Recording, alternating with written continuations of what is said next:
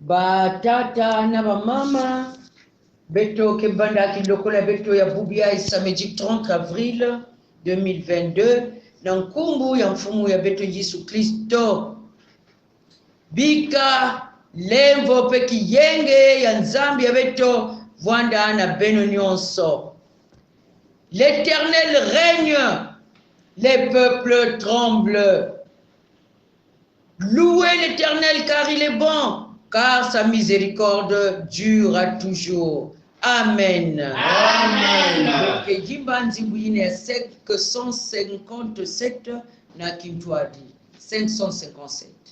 Papa Maluma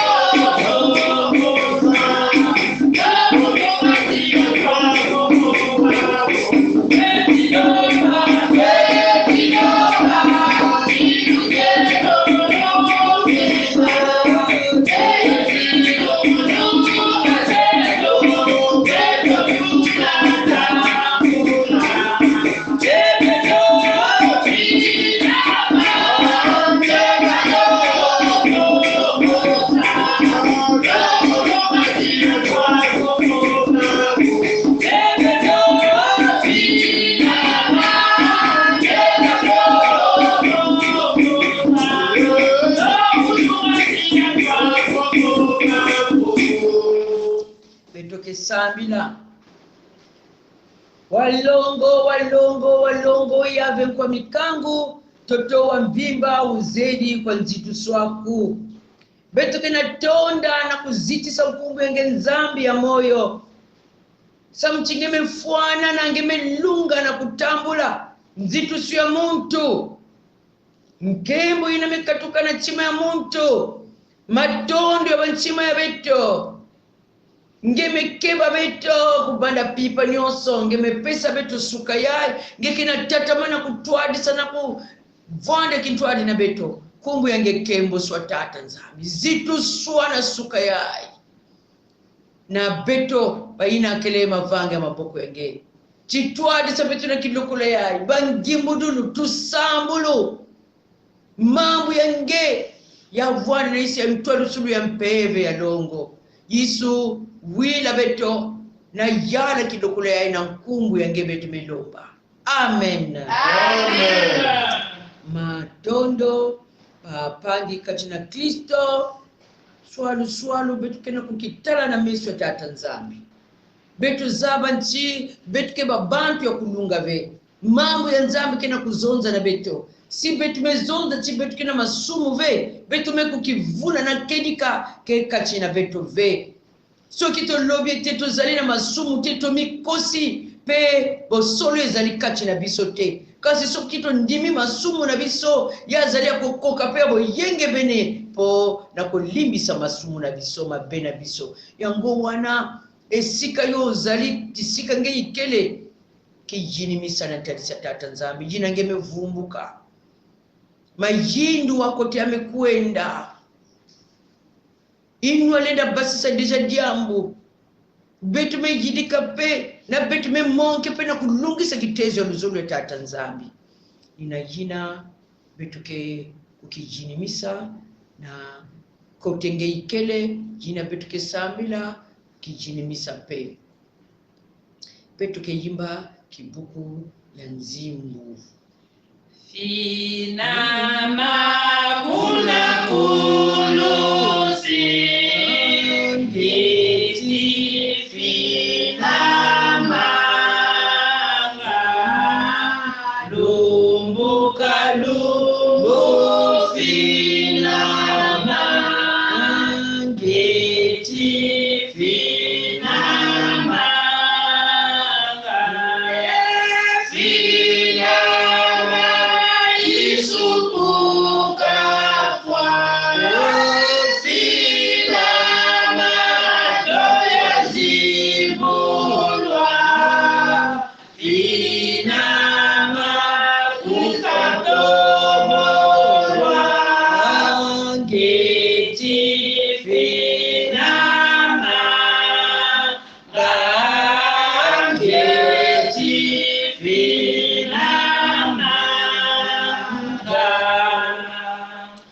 betu kena finama na tradisi ya dikurunsi ya mwana nge Yesu Kristo. Samuti betu me bakula imbi ya beto. Nani leda nangu na musapi na kuzonza chiani kia kuvedila na tradisi ya ngenzambi ya longo.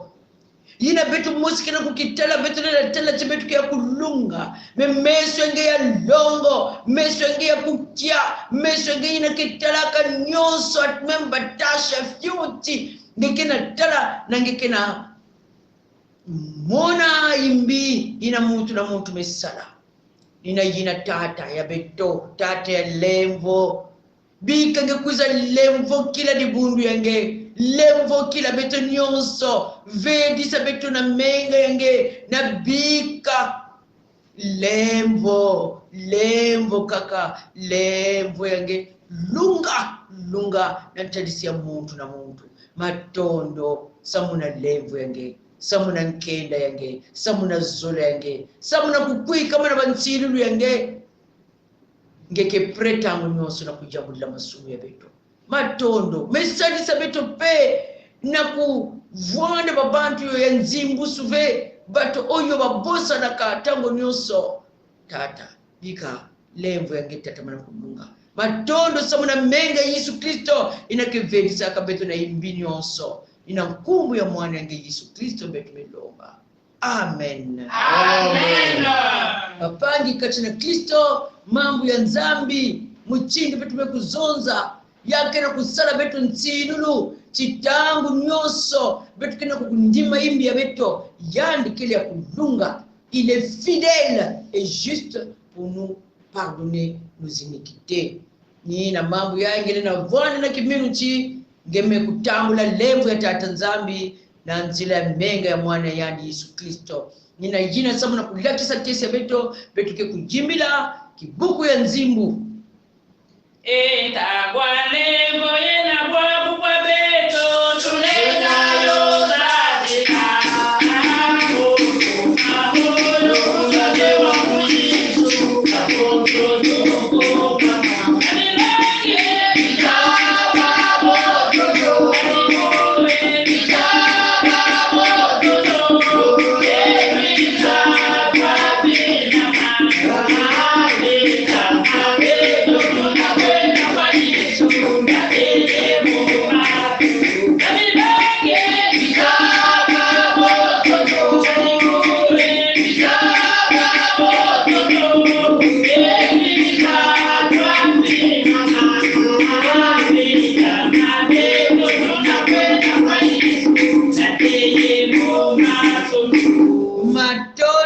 Matondo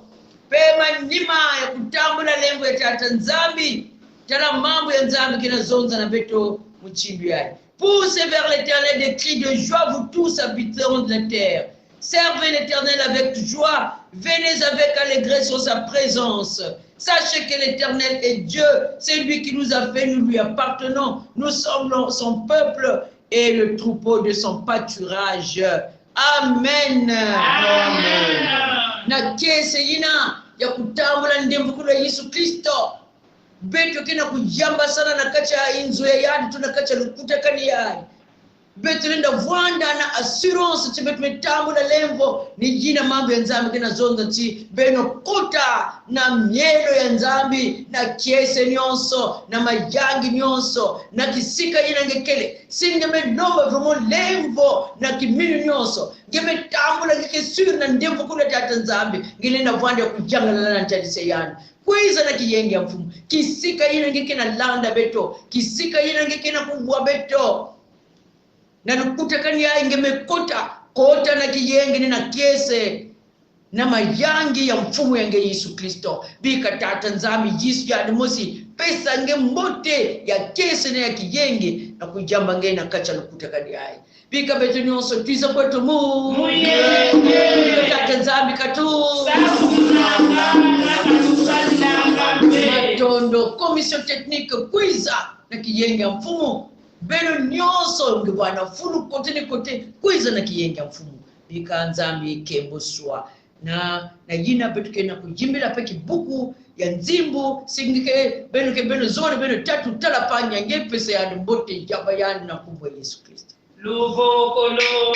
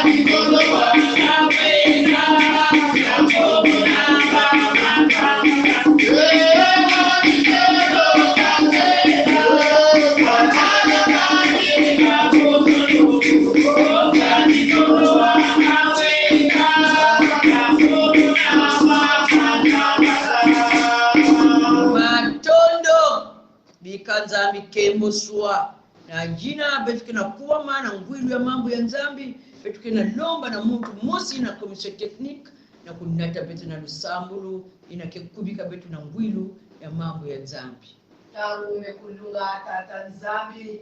inange mekukubikila beto na kubwa na kudimba ndinga yange una salila kisielo yange tata nzambi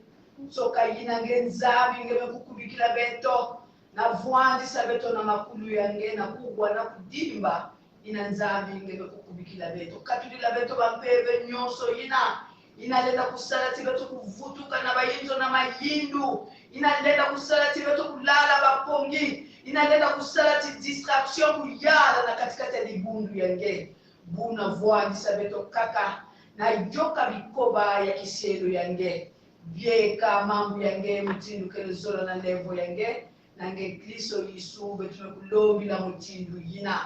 amen Amen. Ba pangi katina Kristo mambo ya beto ina betu kena kutanga na suka ya na kitu ya beto ya intercession ni jina kena nkanda Davidi ya 37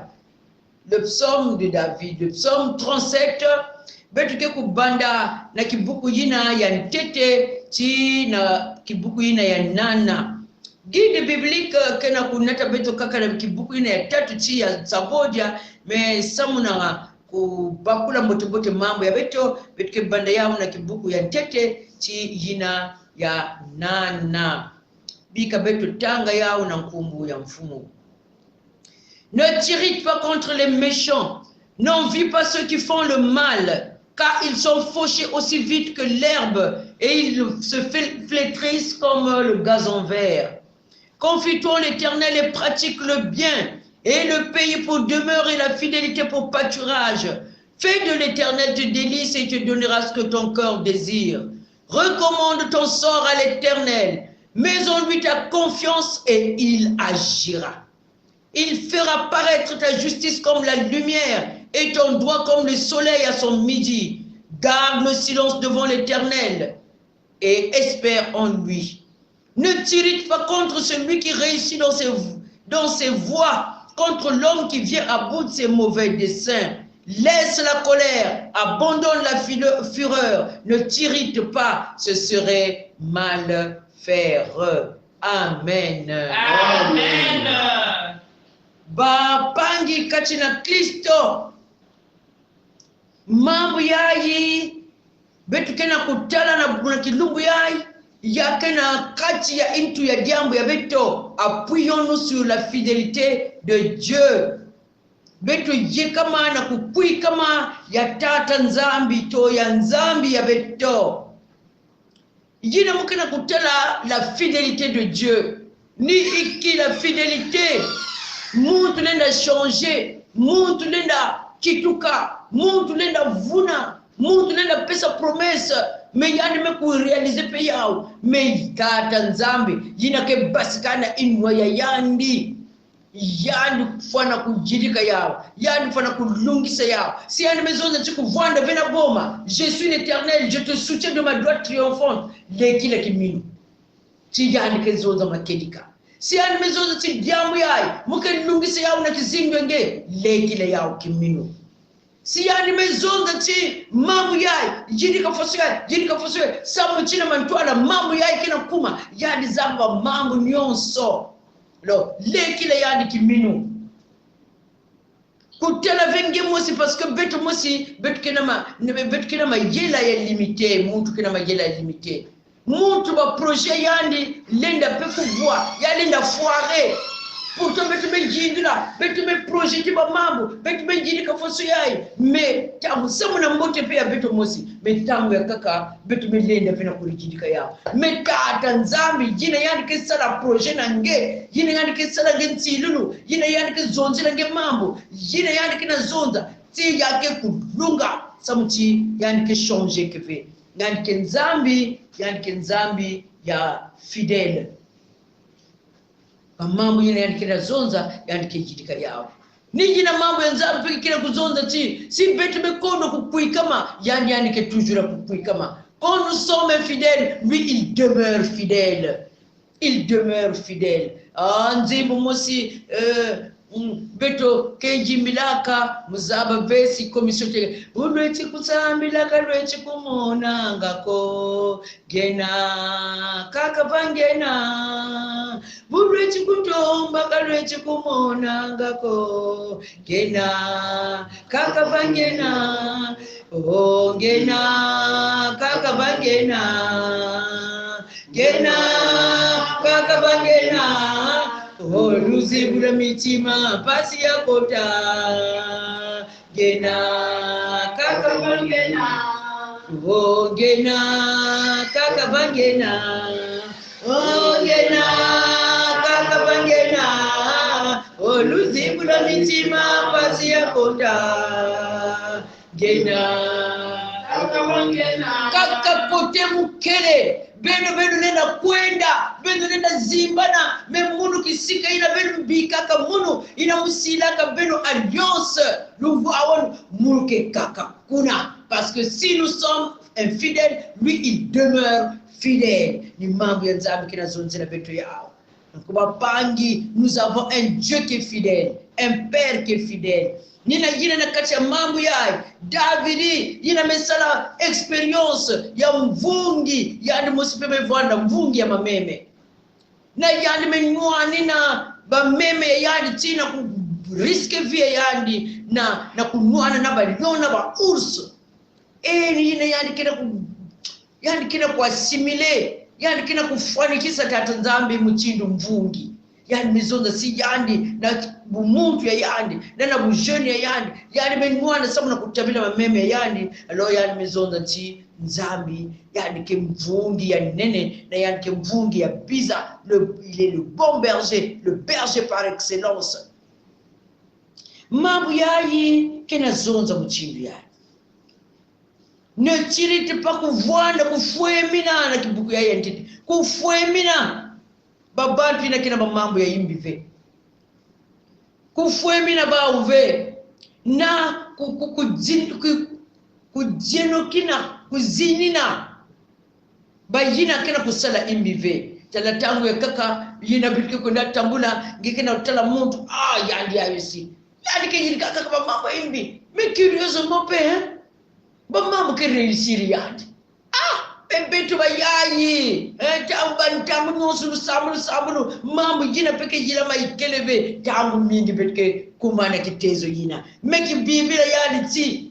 ve kufuemina muntu ya mchindu yina ve kuzini na pe babimba yani ve na muntu yayi vremo yani kuna lenda porto betu bayayi kuna samela ve pangi ya munu kata nzambi zaba nyonso nina jina David kina kuzabisa betu yao bebe mekuvumulina yandi parce que kata nzambe zaba majindu ya muntu tangu kaka betu kenyongaka tive beno fue mina babantu afasuyina ve beno zini na pe babime ya bawu ve bonula bangote pona oyo basalaka tozana impression que bango bazobonga na bomoina bango me biso moyo tosambelaka onjire singesambela mingi peka kana kutela pasi ve ngeme zaba veina mebumba mana kizingu ya muntu ina babantu yakaka bitke talaka chibake babantu yakis bake kula dilaka ya bawu. C'est des impressionnistes, c'est-à-dire ngikina tala yani mutuko yenene mambe me baboloko yani kotaka veto zaba yao ve baboloko yakimpeve babantu yakaka kelala na banyuka babantu yakaka kelala na bagori na banyo vraiment muntu kulalaka tango nyonso na lyo yakijambo yakiyenge yale na vanda jambo ya KCV mumetela muntu mosi yani vanda ka muntu ya puissant muntu ya lendo bamambo nyonso ndikijilika yakelenda yani ke ile yani vanda ka tama dans le monde des ténèbres mais yani mejilika yani vandi lala na ponter yina vandi zabisa yani bamambo nyonso mais après yani mezoza tifumu tela kisibla nzamu kana lenda ve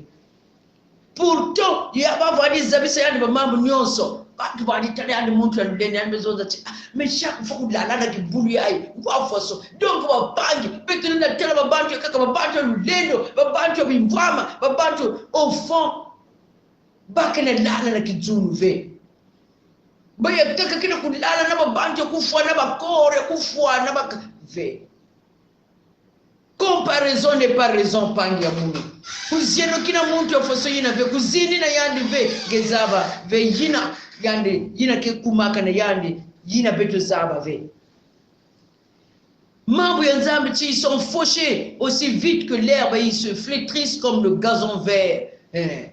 parce que yandi kizingwe yandi yake na Yesu Kristo ve mambo ya nzambe kena zonza chi muntu yina ke yindula ka mambo ya nzambe yandi ke mtindo iti yina bamekwenda kunda na prena maza tangu ataba mvula kena nyoka diaka ve me yandi kena kuzwa toujours humidité badia maza ila nenda kudisa yandi alors maza yina ni into ya moyo ni Kristo Yesu meba yina betu kena tela mutindo babantu kena Kristo ve betu kena tela bawu chiba kena kuvekita mais comme bake pene Yesu Kristo ve betu kitela na saison sèche pe ba me kujuma ya bao yake vanda tangu bake kujuma kimino ya bao ke kusuka kesi ya bao ke kusuka samu na kukondwa Yesu Kristo kujeno kina bao ve kufwemi na bao ve kuenvier bao ve kuse comparer na bao ve comparaison n'est pas raison pangi ya mungu sikidila nzambi yange parce que yani yina yani kezonzaka yani kufana kulungisa ya. Confie-toi en l'Éternel et pratique le bien. Tout la kiminu yangena tata nzaba. Kiminu yina betu kina zonda confiance betu zaba ya. Confiance ni sentiment yina sécurité. Muchindu yina mambo ya kina zonza yake kulakisa betu muchindu mwana ya fyochi bebe singeme baka yandi siandi bame simba yandi na maboko ya mama yandi ata mama peke na ngolo ve me yandi kena tela chikote ya mukele muntu na kweza simba mulu ve yandi kuna en sécurité na kati na bebe si betu kena tela bebe atake babatu kena kima mama yandi musiki peke na anxiété ako meiki bebe yandi mzaba chimunu quelque soit kaniki yina muke na maboko ya mama ata memba kena bula minduki kwako mama mesimba mungu si yani zola jila yani kina sentiment insécurité mama ke simba yani ngolo na maboko parfois bebe simba ngolo mama parce que yani natala cha si simba mama il est en sécurité. Nejina David kina zonda ti Dieu est pour nous un appui, un refuge, un soutien qui ne manque jamais dans la détresse. Yina ba myongo kina ku trembler quand les montagnes tremblent. Nous sommes malgré cela sans crainte. Muchindu mwana fyechi na maboko ya mama ya yandi tuna maboko ya papa ya yandi ke yandi kuna babane kaka ngebitu kila tena parfois mambo ya pasi tout autour Laiki peut-être moi jibi kuna babantu kina kim mais yina mama mevoana yani parfois yani kina kunua kama bene yani en sécurité yani kuna kina kima la confiance parce que yani zaba tena maboko ya mama yani diabo ve nenda kumina ya la foi des petits enfants, la confiance des petits enfants ni jina beto pe zola voanda na betu na yao na vis-à-vis de notre Dieu. Si bébé qui a confiance dans maman yande, yina kile muntu. Mais beto combien de fois na nzambi ya beto, yina kile nzambi ya lulendo, nzambi yina lenda vunave. Nzambi yina ke nzambi ya zola, yina zola beto. Yina ke fuilaka beto nkenda. Nzambi yina peke na lulendo na tulendo nyonso. Yake nzambi ve yina izola kaka beto, mais peut-être que danger que si danger me kuiza yani me lenda vena kunwana mzingu. Non. Il est tout puissant et il est miséricordieux. Yani zola beto. C'est le Dieu de la vérité. Yina yani me kuzoza pe il faut yani lungisa yao. Yina beto ke voana na confiance na tata nzambi ve samuna iki parce que beto zaba yani mbote ve. Beto ke zoza atati ya beto ya zola tout ça mais teneur ya mambo yina betu ke zonzaka ya kukui kama ya tata nzambi betu zaba ya mbote ve ni yina betu ke panike ke mingi si mambo no betu mase konte na majela betu mose betu parfois on a l'impression que majela nzambi ke njire yani ke ya ve muchindi na kina nachina betu yina ve betu mase sala ba plan ya betu mose manque de confiance. On a fidélité de Dieu, on a puissance de Dieu. Na zole tata nzambi ni yina ken salaka ke beto panike me mambo ya nzambi yani chivada na confiance ya nzambi na nzambi yange na yidika ba mambo yina kele ya mbote. Et la fidélité pour pâture, c'est-à-dire que fidélité kukui kama yange na tata nzambi ya vwada mchindu maja yange pâture ni maja yina babibulu ke kujaka bama meme na bibulu ya kakabake kujaka na beto David na kina kutana kwako yani kina kubaka beto mchindu ba mameme jina kina kujadok ngamaje ya beto kuvwana nukukui kama kufixe mesio beto na tata nzambi mesala ngentsilu beto mesala ba 40 jours ba bantu mingi mekote yao de partout dans le monde beno melanda na beno mesamila beno kula mingi ya lusambulu beto kina kusala kwako beno kina kulanda yao. Mais vous avez, est-ce que vous êtes toujours paniqué? Est-ce que vous êtes toujours inquiet? Zabati tata nzambi jina yandi mezonzi yandi kejidika yao. Vingila kuna, sois fidèle à ton poste, à ton accomplissement des promesses de Dieu. Bet me samila mingi metanga kaka parfois panique na kuiza. C'est vrai tout autour bet kina tela ba circonstances mais kuvanda nzambi ke kuna ngemo se vanda fidèle au poste fixe mesho nge ngatata nzambi na kibibila chifait de l'Éternel te délice bika nzambi vanda kiesi yange bika tata nzambi vanda mayangi yange. Que l'Éternel soit nous, fais de l'Éternel tes délices, les délices qui m'ayina kina kujangelika, qui m'ayina qui est délicieux, qui m'ayina parfois bet kina kudiabadia, si yake kitoko bet kina zone c'est délicieux, badja yake mote. Na nzambi zula procurer betu kiese, yina ngikina tanga mambo ya yandi. Nzambi vwanda kaka pneu de secours yangeve. Non. Mais nzambi fwana kuvwanda kiese ya beto. Nzambi kima yina ke pesaka kiese ni yina bake vwanda kana yao kintwali kususaka kuvwana yao kintwali tous les temps. Beto kina tala kwa kumatoko na bandumba na yina bake na kuzora sana. Nga même heure mosi lutave il faut ba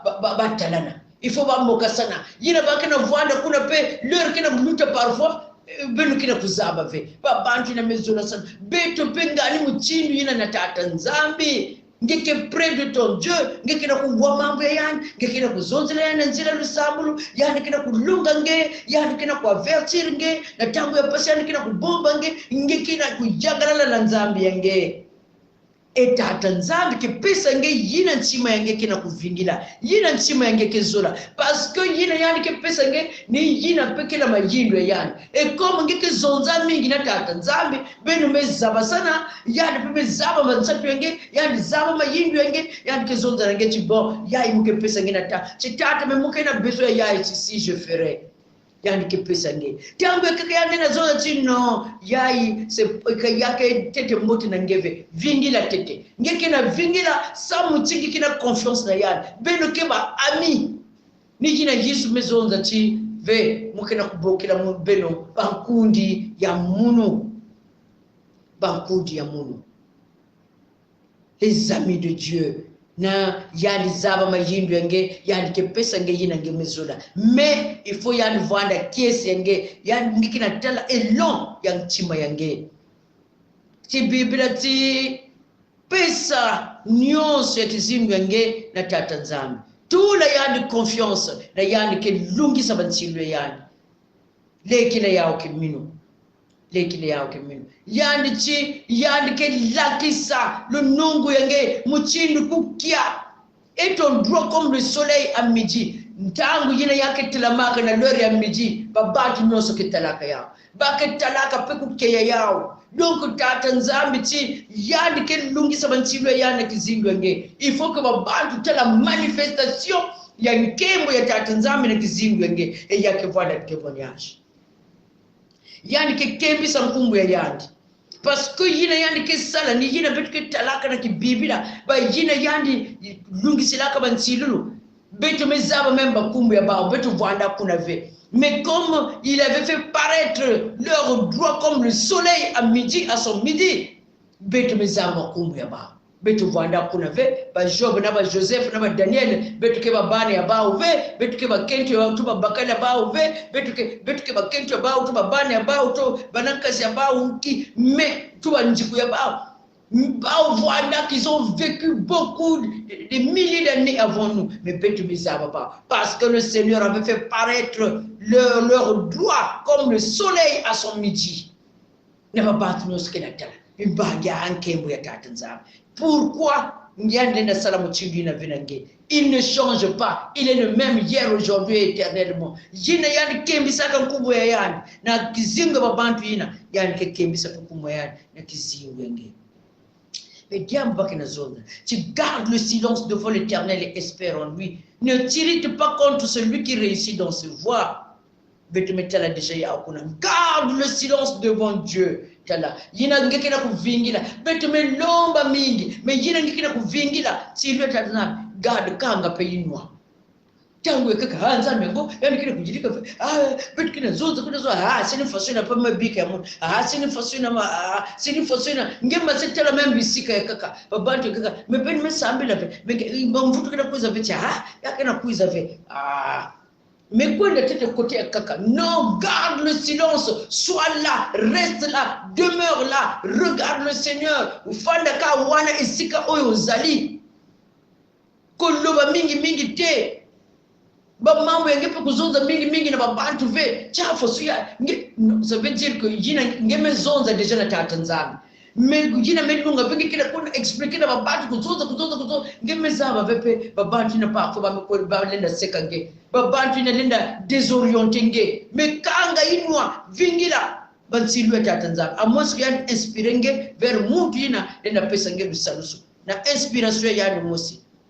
mais kuvanda agiter ve kupaniquer ve kuzonza mukirikiri ve.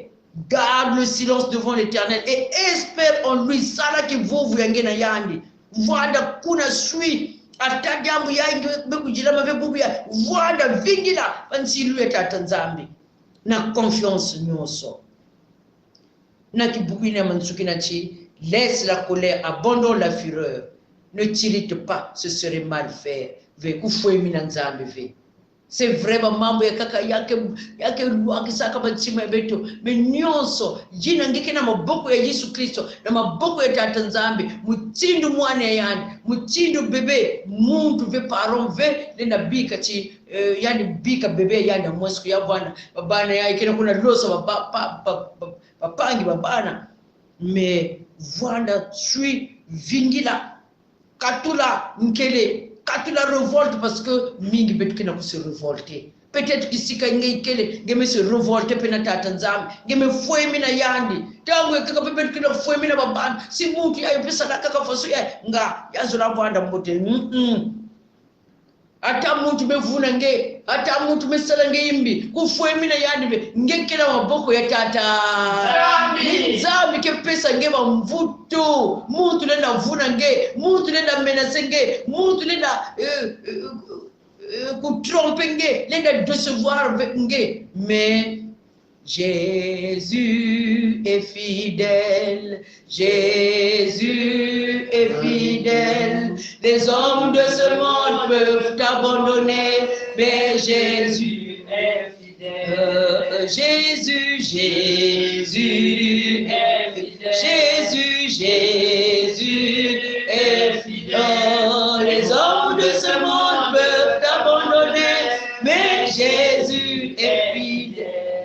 Jésus est fidèle. Baba tulenda yirika ngema mambo ya imbi me Yesu ke fidèle. Bika nzambi siami sange na sakuna mambo yayo. Amen. Amen. Tukekota na kindokula beto ya lusambulu ni jina beto ke kujimba nzimbu jina ya 468 na kukotisa beto na lusambulu.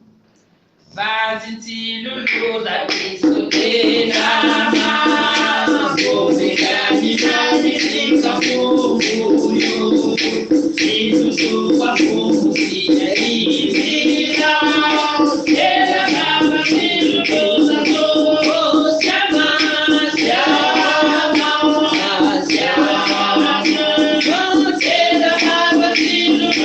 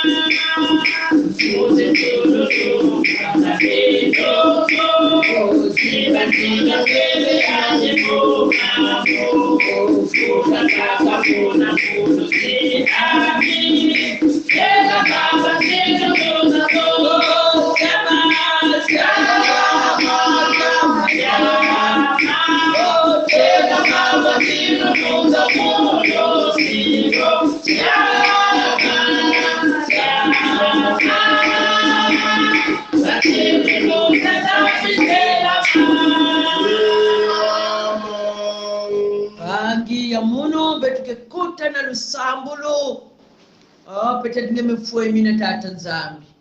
ba mesala ngepe proposition chingeke na tatamana kwa kusambila me onjire ko yake na simba ve kwenda kwako kizizi ngeke jaga fixe na tata nzambi ve ya mase zola kutala ba place ya kaka bisika ya kaka tata nzambi chi yani ke diaka kwa kusamuna kulemvu kilange. Na, il est toujours fidèle. Reviens vers l'Éternel, mon frère, ma soeur, vers ce Dieu fidèle. Yani ke kakakuna, yani ke na vingilande. Katula doute, betu ke sambila, me betuke lakisa peke mini ya betu na tata nzambi betuke tonda pe yani muntu jina kena kuvingila bansiru ya tata nzambi Yesu chi majani kile na bayina mekutala ve ba mekulekila kimino betu mesambila pe mingi na kulomba ba mambo mingi betu fana vutula pe matondo ata betu metala petete ve mesamu na kukui kama ya tata nzambi betu ke vutu zile yani matondo parce que yani kena kusala na yani ke lungi sabansiru ya yani betu ke vutu zile yani matondo betu ke kembi sa mkubwa yani pika betu sambila tata nzambi betu metonda ngeto tonzi yopona nyoso oyo salaka na bomoy na biso uzali nzambe na bomoy matondo pona maloba na yo omoni bana na yo peut-être que tata nzambe pona ba makambo oyo ezo bonga tena bomoy na ye yani kina tela chiki mambo kina kubonga ve alors que yani mesambila alors que yani melomba betu melomba mingi betu mekota bilokola mingi tata nzambe yina betu mekulanda malu ya betu mekota na bilokola ya minunu ya nsuki me baya kaka kina tela chonjire nzambe wila munuve ve tata nzambe levo kila babani yange baya kaka masi ku se révolter contre nge boye kaka kena ku se révolter même contre bapangi tini yandi muntu me rendre mon service ve ni yandi muntu me sala munu imbi muchidia ni ya ngeti ve betu kufue mina ngeve betu kufue mina pe babantu ve samu chikizingu ya pangi ya munu ya mama ya tata ya mwana ya toko ya ndumba ya kena maboko ya nge ni muntu vele na determine kizingu ya pangi meni ngeta hata nzambi lemvo kila bayina mekota na mfuemono na revolte na faiblesse na manque de confiance bayina zona kudirige bapaya bao na bisika ya kaka pe mekwenda deja lemvo ya ngeta hata nzambi lemvo kila na salisa muntu na kuvutuka na nge revenez à moi je reviendrai à vous ngekena zonza tata lemvo ya nge vutula babani ya nge o tata nzambi pesa kimino na kubakula chingeke nzambi ya kukwikama même si ba circonstance kena lakisa chi onjire ya mekuma même pire que yina betu voandaka mengeke nzambi ya kukwikama ngeke na sala ngechi droit ya beto mbote ya betu ngeke lakisa yao samu chimkumbu ya ngeke kukembuswa ni muchindu yina ngemejacha na bayina metikidila beto ba mesila ngeki minu malgré ba circonstance malgré ba pasi ba mekanga manange ba mevwanda kakisika ba mevwanda na ngeme lakisa nkembo yange sikimisa kiminu ya muntu na muntu metata nzambi na manime kusikimisa kimuntu kiminu ya beto zona pe vutu nila nge matondo parce que mambo yange kina zonza ti heureux ceux qui n'ont pas vu qui ont cru na yangi kele esengo ezana ba oyo nani ba monite kasi ba ti elikia na bango na nzambe na bomoy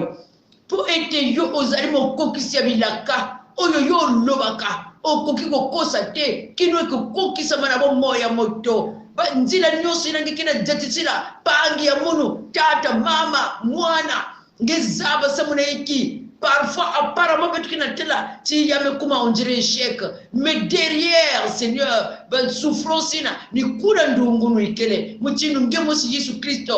derrière la croix derrière mapasi ni kuna la victoire mekuvanda et gloire ngeme kutalana na nkungu ngeme kuzanka c'est derrière la croix qu'il y a la gloire et dans la fidélité na kutuma mana ya betu tata nzambi bika nge lungisa katsilu lwenge o betu kina tonda nge betu melomba penge mingi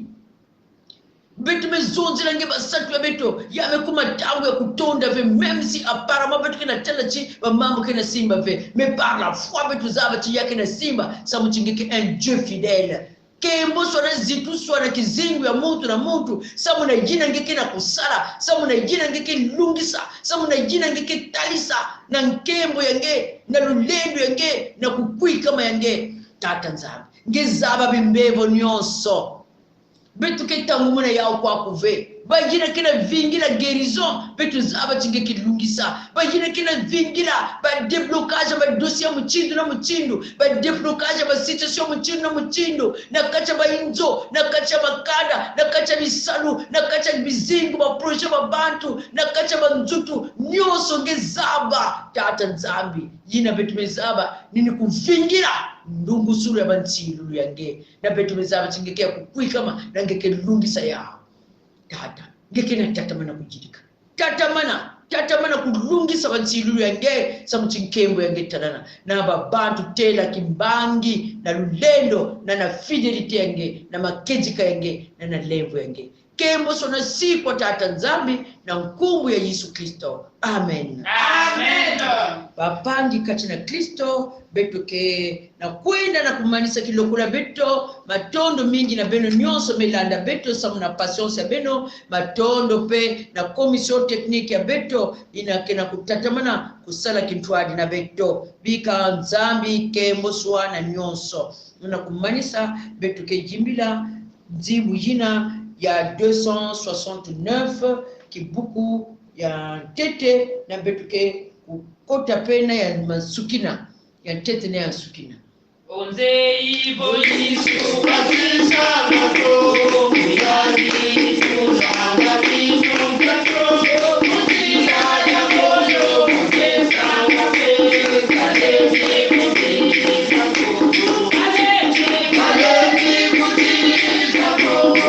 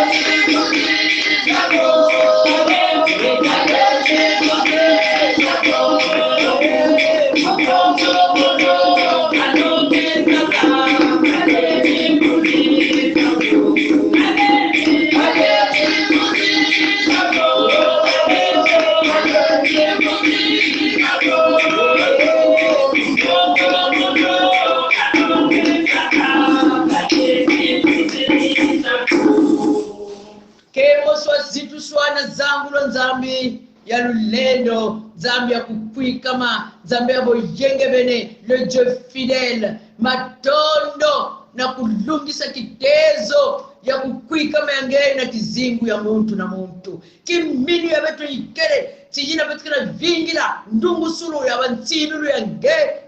betu ke kutala ya matondo kembo sona zitu swa tata nzambi tinata na tuade sa muntu na bisalu na banzila nyose kilumbu yai o tata na réponse ya matondo ya beto zola pesa nge bizingu ya beto kuzwa na jati sa kizingu ya muntu na muntu na kuvwanda muntu ina kina kujangilika nge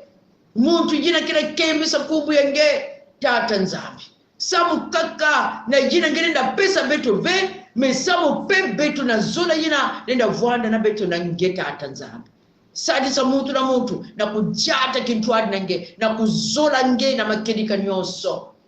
matondo bika mkubwa yange kemuswa seje tojera mu mazulu bika mkubwa uyasituswa bika chifumu chako chiza bika zololwa ila mamatoto ya muzulu kuzulu ijabeto bya na shibuki utuyamu bila mkazeto tunakusudia kwa sautuka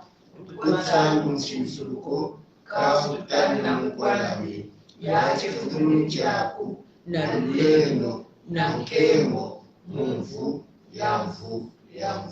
Amen. Amen. Bika kiyenge ya nzambi inameluchila banzayulu nyonso kukeba mabanza beno peba nchima beno na Kristo Yesu. Amen. Amen. Matondo betu memanisa kilokula beto kilumbu ya mbote na betu nyonso. Matondo bingi.